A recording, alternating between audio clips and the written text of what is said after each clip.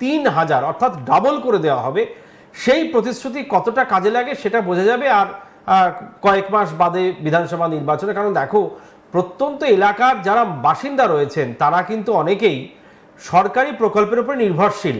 তাদের কাছে ইন্টারনেট নেই, কিন্তু তাদের কাছে মমতা বন্দ্যোপাধ্যায়ের দেওয়া খাদ্য সাথীর যে বিনে পয়সার চাল গম সেটা অনেক বেশি ফলপ্রসূ। তাদের কাছে কিন্তু সবুজ সাথীর সাইকেলটা পেলে পরে গ্রাম বাংলার স্কুলে পড়ে যে মেয়েটা, সে 4 কিলোমিটার পথ অতিক্রম করে স্কুলে যেতে পারবে। এই বিষয়গুলি কিন্তু মমতা বন্দ্যোপাধ্যায় খুব সহজেই ধরেছে। এমনকি দেখো, জীবনের শেষ দিন মানে মারা যাওয়ার পরেও মমতা বন্দ্যোপাধ্যায় সরকার একটা অনুদান দিচ্ছে, সরকারি অনুদান, যার নাম সমব্যথী, 2500 টাকা।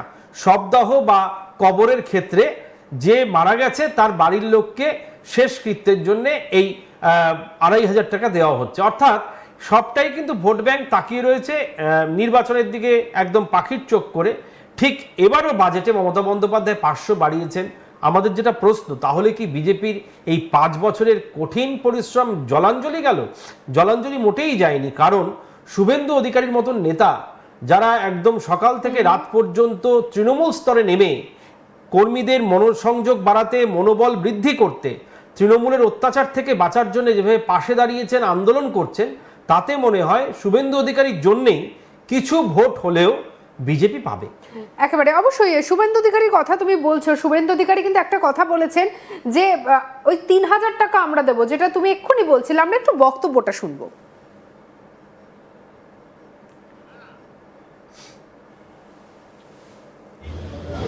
এপ্রিল মাসে বিজেপি সরকার এলে মে মাসের ক্যাবিনেটে আমরা আপনাদেরকে 1 জুনের আগে 3000 টাকা করে আপনাদেরকে ঢুকাবো। এটা মিনিমাম আমরা বললাম, 3000 টাকা করে আমরা দেব। এটা আমাদের সংকল্পপত্র কমিটি সামগ্রিক বিষয় থেকে বাড়াতে পারি, কমবে না। এই তো আমরা শুনলাম শুভেন্দু অধিকারীর কথা। অন্যদিকে শ্রমিক ভট্টাচার্য একই কথা বলেছেন। কি বলেছেন শোনাবো। 500 টাকায় কি হয়? 500 টাকা আমাদের তো ঘোষণা আছে আমরা 3000 টাকা দেবো। আমাদের অবস্থান হচ্ছে আমরা 3000 টাকা দেবো। লক্ষ্মীর ভান্ডারও দিতে হবে আর তার সঙ্গে সঙ্গে রাজ্যে বিনিয়োগ আনতে হবে। অর্থাৎ একটা বিষয় কিন্তু পরিষ্কার যে একেবারে তারা কিন্তু পুরো সরাসরি বলে দিচ্ছেন যে মিনিমাম 3000 টাকা। একজন বলছে মিনিমাম 3000 টাকা, আরেকজন বলছেন যে 500 টাকায় কি হয়। এই 500 টাকায় কি হয় মানে কথাটা তাচ্ছিল্য করে বলে এবং বলা হচ্ছে আমরা 3000 দেব। কিন্তু একটা কথা বলো কৌশিক, এই যে বলছে, কেউ বলছে 500 টাকা, কেউ বলছে 1500 টাকা, কেউ বলছে 3000 টাকা, বা কেউ বলছে আমরা যা যা দিচ্ছি সব মিলিয়ে যদি পরিবারের সবাই পায় তাহলে দেখা যাচ্ছে যে মাসে একটা পরিবার 20 থেকে 22,000 টাকা তারা শুধুমাত্র ভাতার টাকা পাচ্ছে। কিন্তু ভাতা দিয়ে কি চলতে পারে? আমি ঠিক এই প্রশ্নেই আসছিলাম। জানো, অর্থনীতিবিদরা বলছেন সরাসরি হাতে টাকা, কল্যাণমূলক অর্থনীতি, কিন্তু সেখানে হাতে টাকা কি এইভাবে দিতে বলা হচ্ছে? একদমই নয়। বলা হচ্ছে উৎপাদনের সঙ্গে সঙ্গে তার বেতন বৃদ্ধি। অর্থাৎ 100 দিনের কাজটাকে যদি 200 দিন করা যেত, সেখানে আরো বেশি মানুষের সাহায্য হতো।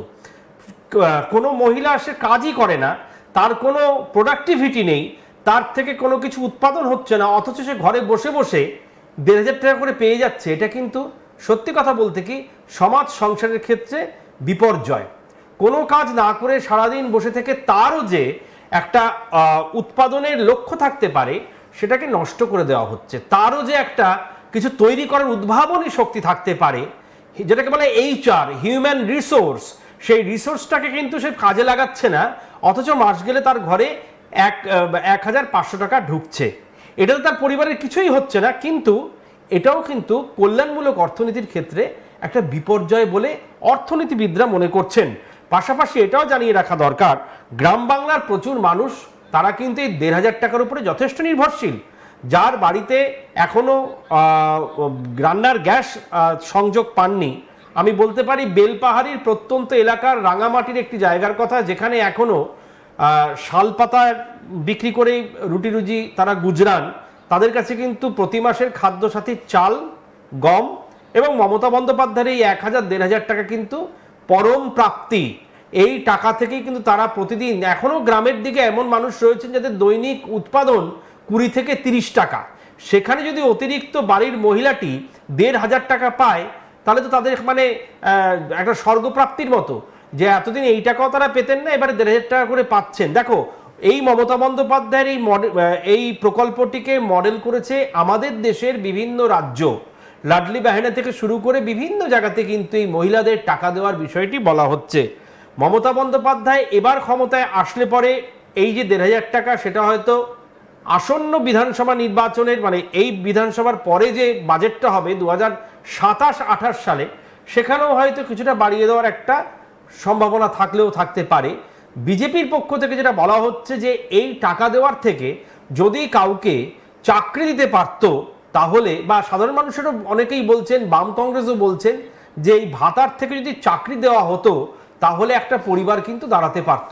কারণ যে পরিবারের মাসে দরকার 20,000 টাকা দিন গুজরানের জন্য, সেই পরিবারের এক মহিলাকে দেওয়া হচ্ছে 1,500 টাকা, সেটা কিন্তু বিজ্ঞানসম্মত নয়। যদিও ভোটের রাজনীতি বড়ই জটিল, সেখানে এই ভান্ডারের টাকা অর্থাৎ টাকা পয়সার এই হিসেব, এটা কিন্তু যে কোনো রাজনৈতিক দল তারা লুফে নিয়েছে এবং এই টাকার রাজনীতি থেকেই তারা ভোট ব্যাংকের হিসেব করছে বলে আমার মনে হয়। একেবারে অবশ্যই কৌশিক, তুমি আমাদের সঙ্গে থাকো। তবে এরই পাশাপাশি উঠে আসছে বিভিন্ন প্রশ্ন।